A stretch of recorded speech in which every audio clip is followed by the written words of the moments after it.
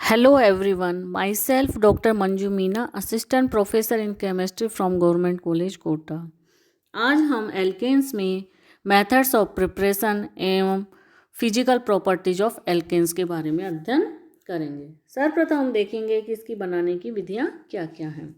इसकी दो विधियाँ एल्कीन व एल्काइनों के हाइड्रोजनीकरण द्वारा एल्केनों का निर्माण एवं एल्किल हैलाइडों के अपचयन द्वारा एल्केनों का निर्माण हम प्रीवियस क्लास में देख चुके हैं। इसी क्रम में हम आगे आज देखेंगे वुड्स संश्लेषण।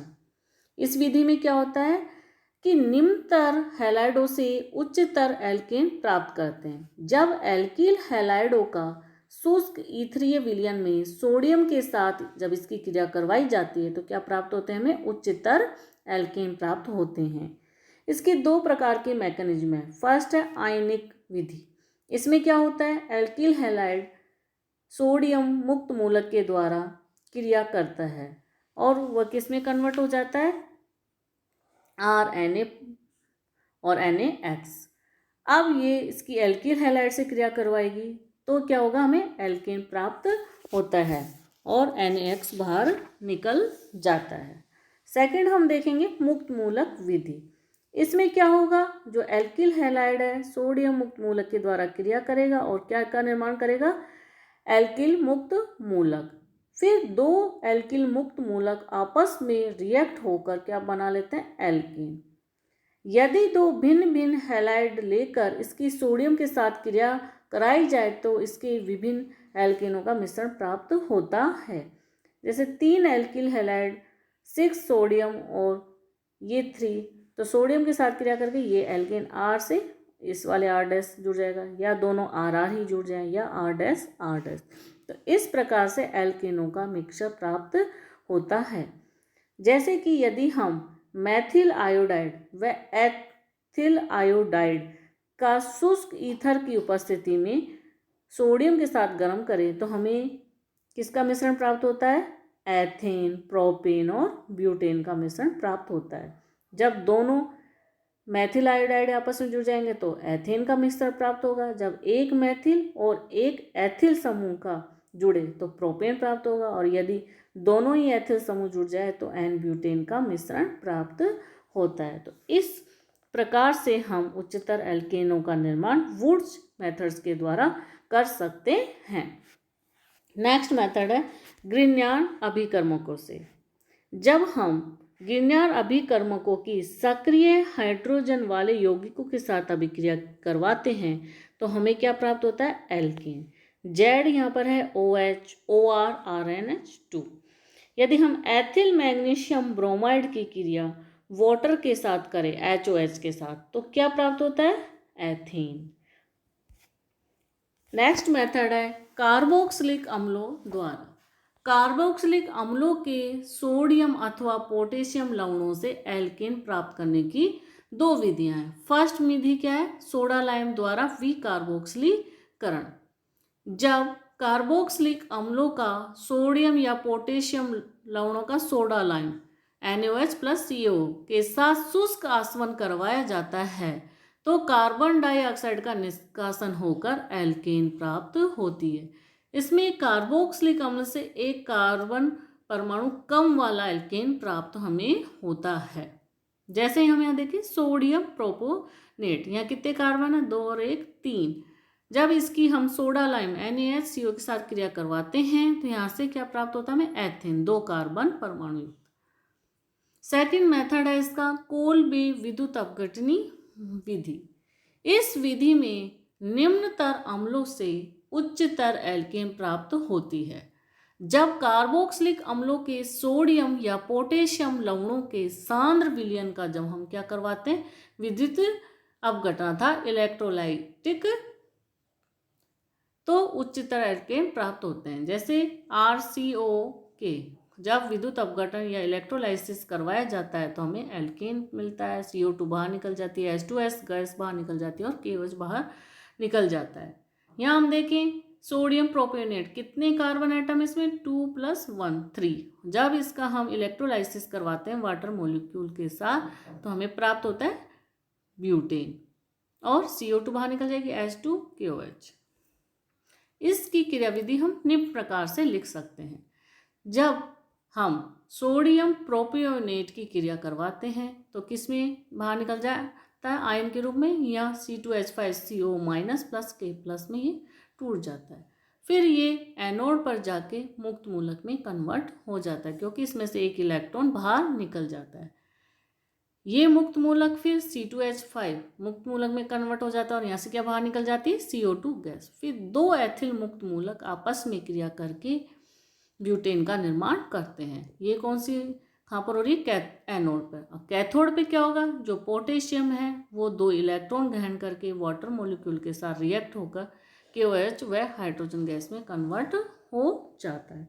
तो इस प्रकार से कार्बोक्सिलिक अम्लों द्वारा हम एल्केन का निर्माण सोडा लाइम द्वारा विकार्बोक्सिलीकरण एवं कोलबे विद्युत अपघटन विधि द्वारा हम एल्केन प्राप्त कर सकते हैं। नेक्स्ट मेथड है क्लीमेंसियन अपचयन द्वारा।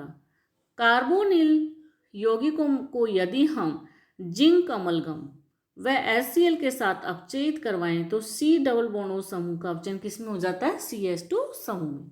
कीटोन है, इसका अपचयन एल्केन में हो जाता है। जैसे कि हम यहाँ देखें एसीटोन है, जब यदि हम इसको जिंक अमलगम व HCl के प्रेजेंस में इसका रिडक्शन करवाएं तो क्या प्राप्त होता है हमें, प्रोपेन, क्योंकि CO समूह किस में कन्वर्ट हो रहा है, CH2 में, तो प्रोपेन हमें प्राप्त होता है। नेक्स्ट मेथड है कोरेहाउस एल्केन संश्लेषण।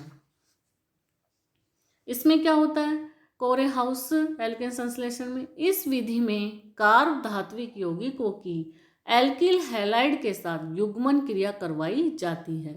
इस विधि से उच्चतर एल्केन बनाने के लिए यह विधि अत्यधिक उपयोगी है। सर्वप्रथम किसी प्राइमरी, सेकेंडरी अथवा टर्सरी एल्किल हैलाइड से ग्रिग्नार अभिकर्म की भांति कार्ब धात्विक यौगिक बनाते हैं। जैसे मैथिल ब्रोमाइड लिथियम के साथ शुष्क ईथर के प्रेजेंस में मैथिल लिथियम में कन्वर्ट हो जाता है। अब इसकी जब हम क्यूप्रस हैलाइड के साथ क्रिया करवा के फिर से एल्किल हैलाइड के साथ क्रिया करवाएं तो हमें एल्केन प्राप्त होता है। जैसे मैथिल लिथियम में क्यूप्रस आयोडाइड के साथ क्रिया करेगा ये, तो CH3, ये CH3 यहाँ जुड़ जाएंगे और ये बनेगा। फिर ये और उससे क्यूप्रस आयोडाइड से क्रिया करके एन नोनिन में कन्वर्ट हो जाता है। तो इस प्रकार कोरेहाउस एल्केन संश्लेषण के द्वारा हम निम्नतर एल्केनों से उच्चतर एल्केनों का निर्माण कर सकते हैं। अब है एल्कोहलों तथा कार्बोनिल यौगिकों के अपचयन द्वारा by reduction of alcohols and carbonyl compounds. Alcohol, aldehyde तथा कीटोन का यदि हम लाल फास्फोरस व हाइड्रोजन आयोडाइड के साथ अपचयन करवाएं तो एल्केनों का निर्माण होता है। फॉर एग्जाम्पल, मैथेनॉल को जब HI के साथ लाल फास्फोरस की उपस्थिति में क्रिया करवाएंगे तो हमें क्या प्राप्त होगा, मैथेन। एसिटैल्डिहाइड HI और लाल फास्फोरस की प्रेजेंस में करके किसमें कन्वर्ट हो जाता है, एथेन में। इसी प्रकार से एसीटोन हाइड्रोजन आयोडाइड व लाल फास्फोरस के साथ क्रिया करके किसमें कन्वर्ट हो जाता है, प्रोपेन में। तो इस प्रकार से इनके अपचयन के द्वारा हमें एल्केनों का निर्माण होता है। अब हम देखेंगे एल्केनों के भौतिक गुण अर्थात physical properties of alkanes. 4 carbon परमाणुओं तक के जो एल्केन है वो तो कैसे होते हैं, रंगहीन गैस से। 5 से 17 कार्बन परमाणुओं तक के एल्केन रंगहीन गंधहीन द्रव व इससे उच्चतर एल्केन रंगहीन गंधहीन ठोस के रूप में पाए जाते हैं। अर्थात पहले गैसें होती हैं 4 कार्बन तक, 5 से 17 तक ये द्रव अवस्था में हो जाते हैं और उसके ऊपर ये ठोस अवस्था में पाए जाते हैं। समस्त एल्केन अध्रुवीय अणुओं के रूप में होते हैं, अतः ये जल एवं ध्रुवीय विलायकों में अविलयशील, लेकिन बेंजीन, ईथर आदि जैसे अध्रुवीय विलायकों में क्या होते हैं, विलयशील होते हैं। जैसे हम यहाँ इस ग्राफ के द्वारा समझें कि जब N एल्केनों की बढ़ती हुई श्रृंखला के साथ उनके क्या बढ़ते हैं, क्वथनांक बढ़ते हैं। प्रति अणु कार्बन परमाणु की संख्या इधर इंक्रीज हो रही है और यहाँ इधर क्या हो रहा है, टेम्परेचर इसका इंक्रीज कर रहा है, तो इसका क्वथनांक अर्थात बॉइलिंग पॉइंट का मान बढ़ता जाता है। इनके क्वथनांक के मान अणु भार बढ़ने के साथ साथ बढ़ते हैं, जो कि हमने प्रीवियस ग्राफ में देखा। लेकिन समावयवी अर्थात उसके जो समावयवी रूप है एल्केनों में जो शाखित हैं, तो एल्केनों के क्वथनांक अशाखित एल्केनों की तुलना में कम होते हैं और शाखाओं में वृद्धि के साथ एल्केनों के क्वथनांक घटते जाते हैं। इसका कारण क्या है कि किसी अणु में शाखाओं की संख्या में वृद्धि होने से उसके सतह का क्षेत्रफल क्या हो जाता है, घट जाता है, जिससे अणु में परस्पर अंतर आणविक आकर्षण बल क्या हो जाता है, घट जाता है। फलतः यौगिकों के क्वथनांक घट जाते हैं। एल्कीनों के गलनांक क्वथनांकों की भांति नियमित रूप से नहीं बढ़ते। इनके गलनांकों व उनमें विद्यमान कार्बन परमाणुओं की संख्या के मध्य यदि हम ग्राफ खींचें तो इस प्रकार से जिग जैग और एक कोई निश्चित क्रम हमें प्राप्त नहीं होता है। इसका कारण यही है। ठोस पदार्थों के गलनांक अणुओं के आकार व अंतर आणविक आकर्षण बल के अतिरिक्त इस बात पर भी निर्भर करते हैं कि क्रिस्टलों में उनकी पैकिंग कितनी सुविधाजनक है। एल्कीनों की संरचना टेढ़ी मेढ़ी जिग जैग होती है। इस कारण से कार्बन परमाणुओं की संख्या विषम संख्या होने पर श्रृंखला के दोनों सिरे के जो कार्बन हैं वो क्या होते हैं, एक ही तरफ स्थित होंगे, जबकि सम संख्या में होने पर ये एक दूसरे के विपरीत दिशा में स्थित होते हैं। तो उपयुक्त संरचना से स्पष्ट होता है कि एल्केनों में कार्बन परमाणु की संख्या क्या होए, सम होगी, तो वे क्रिस्टल में अधिक निकटता से पैकिंग कर पाएंगे और उनके गलनांकों के मान बढ़ जाएंगे। इनके विपरीत कार्बन परमाणु की संख्या कैसी है, विषम है, तो क्रिस्टलों में पैकिंग इतनी निकट नहीं हो पाएगी, अतः इनके गलनांक थोड़े से कम होंगे, जिसको कि हम इस सारणी के द्वारा समझ सकते हैं। अब यहाँ हम देखें मैथेन है, इसका गलनांक कितना है, 183 डिग्री सेंटीग्रेड। एथेन है, अणु भार बढ़ रहा है, तो इसका गलनांक मैथेन की तुलना में थोड़ा अधिक होता है और कितना होता है, 172 डिग्री सेंटीग्रेड। प्रोपेन है, तो इसके अणुभार और अधिक बढ़ रहा है, लेकिन इसका गलनांक का मान कम होता है, जो कि हमने पहले भी देखा। इसमें क्या हो जाएगा, विषम संख्या में है, तो इनकी पैकिंग इतनी अच्छी नहीं हो पाएगी। इस कारण से इसका गलनांक एथेन की तुलना में क्या होता है, थोड़ा कम होता है। एन ब्यूटेन C4H10, इसमें क्या होगा, गलनांक 183 डिग्री सेंटीग्रेड होता है। अब आइसोब्यूटेन में देखें, ये शाखित हो गया है, इस कारण से इसका गलनांक कितना हो जाएगा, 159 डिग्री सेंटीग्रेड। एन पेंटेन की तरफ हम आगे और बढ़े तो यहाँ क्या होगा, अणुभार भी बढ़ रहा है, तो इसका गलनांक का मान क्या बढ़ेगा, लेकिन जैसे ये शाखित होगा आइसोपेंटेन तो इसका गलनांक का मान क्या हो जाएगा, कम हो जाता है। फिर हम देखें नियोपेंटेन में, तो नियोपेंटेन में क्या है, शाखाएं बढ़ गई हैं, लेकिन इसके गलनांक का मान कितना रह गया है, -17 डिग्री सेंटीग्रेड, क्योंकि इसका अणुभार भी साथ में बढ़ रहा है। अब देखें हम एन हेक्सेन, तो यहाँ कितना आ रहा है, 95 डिग्री सेंटीग्रेड। आइसोहेक्सेन का इसी का रूप देखें तो वहाँ और कम हो जाएगा, क्योंकि यहाँ शाखित हो गया है, तो 154 डिग्री सेंटीग्रेड। 3 मेथिल पेंटेन, तो यहाँ कितना हो जाएगा, 118 degree centigrade. 2 dimethyl butane, इसमें कितना हो रहा है, 98 डिग्री सेंटीग्रेड। और देखें हम 2,3 डाई मेथिल ब्यूटेन, तो इसमें क्या होगा, इसका गलनांक का मान कितना आ रहा है, 129 डिग्री सेंटीग्रेड। एन हेप्टेन है, इसमें कितना मान है इसका, 90.5 डिग्री सेंटीग्रेड।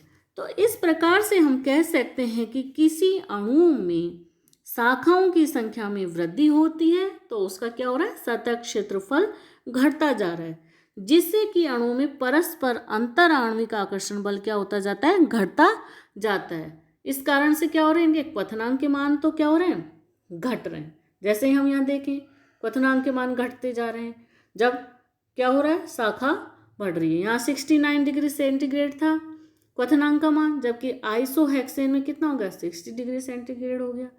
इसी प्रकार से यहाँ हम देखें 162 डिग्री सेंटीग्रेड है मैथेन का, एथेन का -88.5 डिग्री सेंटीग्रेड है, प्रोपेन का 42, एन ब्यूटेन का 0 ही है, और -12 डिग्री सेंटीग्रेड किसका है, आइसोब्यूटेन का। अब पेंटेन का हम देखें तो क्वथनांक 36 है, जबकि आइसो मतलब इसका शाखा बढ़ रही है तो कितना हो गया 28 डिग्री सेंटीग्रेड अर्थात कम हो गया। अब यहाँ हम देखें नियोपेंटेन में कितना कम हो जाता है 9.5 ही रह जाता है, जबकि एनहेक्सेन में कितना है 69 डिग्री सेंटीग्रेड, जबकि आइसो में 60, 3 मैथिल पेंटेन में 63, 2 डाई मैथिल ब्यूटेन में कितना है इसका 50 डिग्री, और 2 डाई मैथिल ब्यूटेन में 58 डिग्री सेंटीग्रेड, और एन हेप्टेन में कितना हो जाता है बढ़ के, क्योंकि इसमें लंबी श्रृंखला है, साथ में अणुओं की संख्या कार्बन परमाणु की संख्या अधिक है, अतः क्वथनांक का मान 98 डिग्री सेंटीग्रेड होता है। तो इस प्रकार से इनके गलनांक एवं क्वथनांकों के मान होते हैं। Thank you.